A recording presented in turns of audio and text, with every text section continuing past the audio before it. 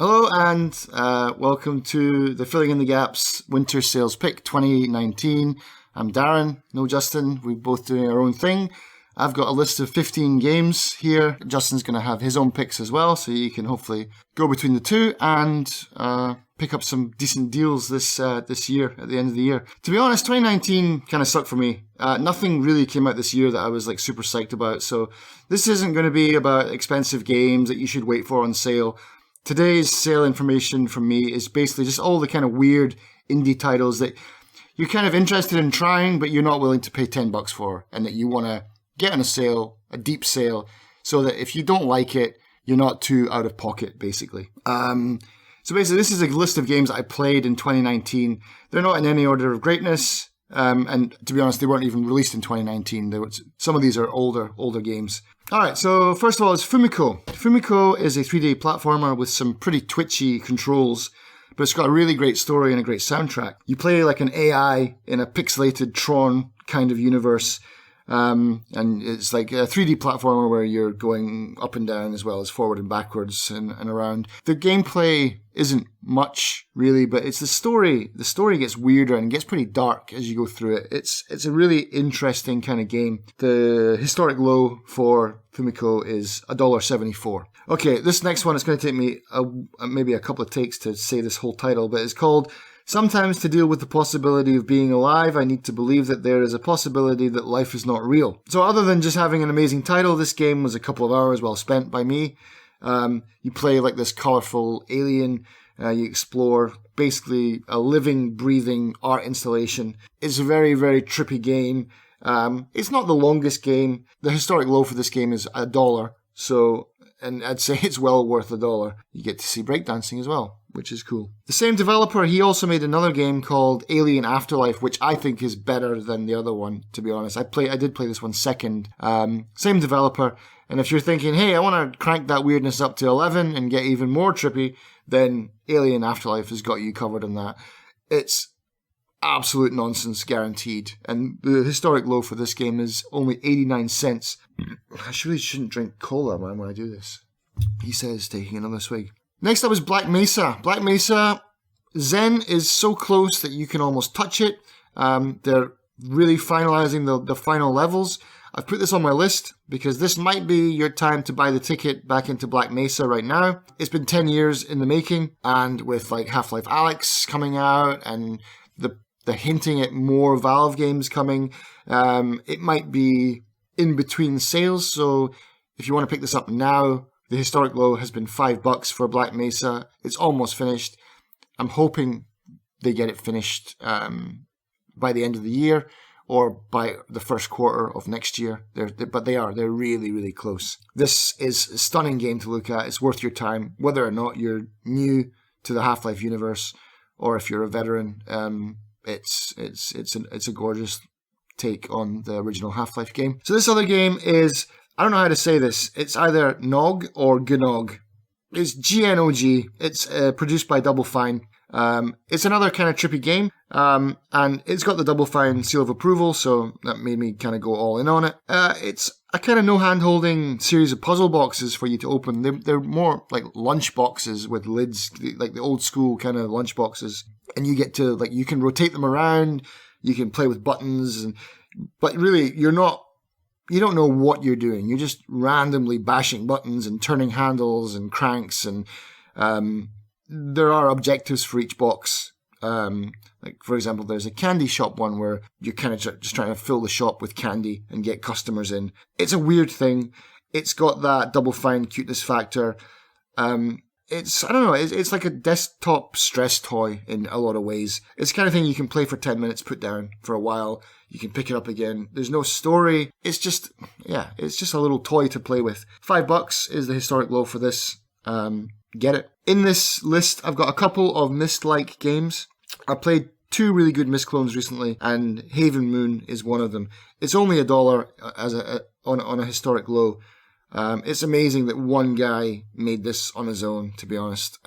If you want to scratch that Myst itch, Haven Moon is a cheap way, and it's a cheap and short game. It's got all the kind of really mind-bending puzzles, and it's beautiful. It's a really nice game to play. I definitely would recommend it. Hence why it's here, Darren. Shut up. A game that really took me by surprise this year, I got it in Humble in one of the monthlies, is Planet Alpha. It's a couple of years old now, but this is a must for Limbo or Inside fans. It is gorgeous to look at.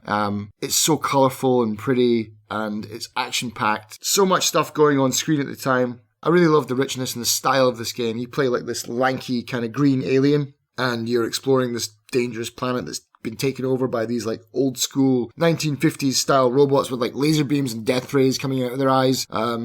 Yeah, it was really good. I played this from start to finish. I completed it in 2 days, and I rarely do that anymore. $4.25 is a historic low for this. If you're into side-scrolling platformers, this is a must. Another game, I actually got this for free. Some generous person gifted me this game. It's called The Gardens Between. They said, hey, Darren, check this out. You'll probably like this. And how right they were. It's a really cool kind of puzzle game with a heartfelt story of like two best friends having an adventure together. You don't control them. You basically just control time by using left and right. And you just have to keep the kids moving to the right to get to the exit. But there's like obstacles in the way that you've got to overcome. Then there's just enough challenging obstacles to make it rewarding, but there's not too much kind of brain busting going on, which keeps it kind of casual. It's $7 as a historic low. It's a fairly newish game. It's a pretty short game. It's got, I don't know how many levels, maybe 15 levels. But yeah, it's a really cute, sweet game. I liked it. Going back to Inside and the kind of Limbo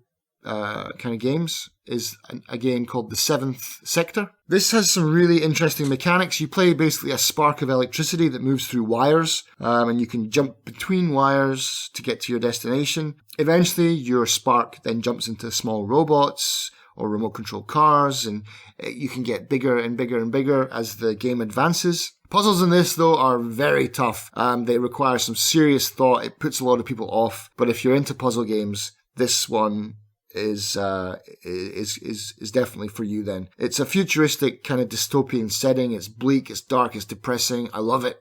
Historic low is $4. Yeah, it's a really awesome little game. So back to another misclone, Quan. This is more expensive than Haven Moon. Its historic low is $7.50, but it's got a much higher production value. The voice acting is really well done in this. All of the puzzles make sense. They're all logical. There's no real leaps in logic needed in this game. It's beautiful. It's got that whole wonderful kind of loneliness that accompanies any Myst game. They've nailed it. Made by 4 developers from Hungary, I think. But yeah, it's such a good game.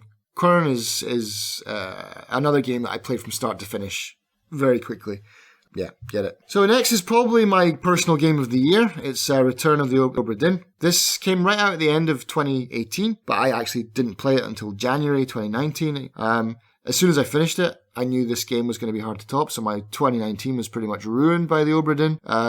The artwork, the music, the puzzles, the story, everything in this game is top-notch. It's made by Lucas Pope, who did Papers, Please. If you like a really good mystery to solve, see if you can figure out what happened to every single cabin and crew member of the Obra Dinn, all 60 of them. I mean, you wouldn't think there's a lot to a game where basically you've got a photograph and you just have to say, what's that person's name, how did they die, and who killed them.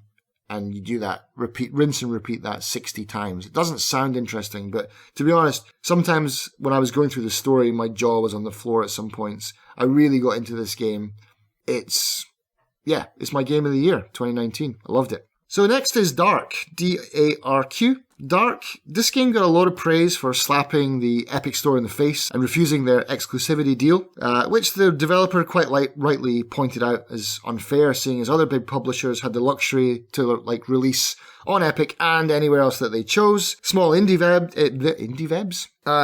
developers were just being strong-armed by Epic, and it seemed that Dark just chose to launch on Steam instead. When Epic were throwing around all this kind of Fortnite money, that was all the rage, and exclusive deals were being snapped up faster than you could say Metro Exodus. Dark is a neat little creepy game with a kind of Tim Burton-esque feel to it. It's got a really cool central core mechanic where you can basically just walk up walls and navigate around this kind of nightmarish dreamland. It's full of really weird, bizarre denizens. It's got, you just have to play it. It's got a bunch of weird stuff. If you like little nightmares, again, Inside or Limbo, this is for you. Another reason it's going on this list is not just because it's awesome, but because there's some free DLC coming out at the end of the year. That's been promised by the developer. This is a new game, so the historic low has only been $15. But yeah, support your indie devs. Pick it up. A weird game that I played this year was Path to Mnemosyne.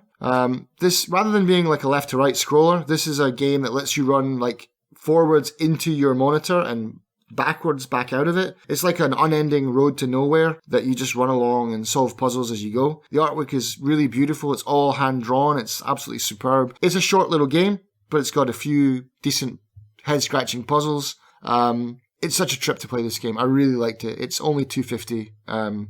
Its historic low is $2.50, so I got 3 hours out of it, so it's definitely worth the money. Okay, so this next game is 1111 Memories Retold, which is like a kind of a mature look into the Great War. It's animated in this kind of impressionist style. It's not really for everyone. A lot of people kind of complain it's blurry and, oh, I need my glasses, I can't see it. It's supposed to be like that. The art is amazing. It's beautiful. The sound design is incredible. The voice work is stellar.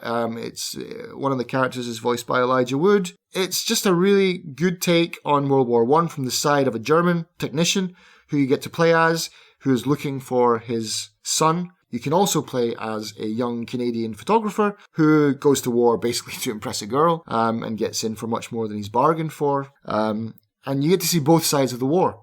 It's not judging anyone. It's not saying anyone's the good guys or the bad guys. It's just like, here is war. This is what it does to people. It was a really good kind of interactive novel, almost, I would say. The historic low for this is $6.60. If that interests you, pick it up. All right, so last on the list is, Bucket Detective. Again, someone said that I would like this game, and man, they either know me really well or I'm just a really predictable person because I loved this game. It weirded me out, it grossed me out, it made me laugh, it made me furrow my eyebrows. I can't say anything else about this game other than it's really short, it's got multiple endings, and it's got a really interesting developer's commentary. If you want to listen and see how games are made, you can listen to this guy talk about all the engine stuff, the lighting, the programming side of it. Even for me, as someone that is useless at that and can't even wrap their heads around it, I really enjoyed the commentary. But it's a deeply sick and twisted game. It's dead only for adults. It's messed up. It is messed up. The historic low for that is $1.35. So there you go. That's all of my picks for this year. Justin's picks are in the description below with a link to that. Be sure to go and check out his ones. I'm sure he's got some really interesting games that you'll be interested in too. See you in the new year. Happy shopping.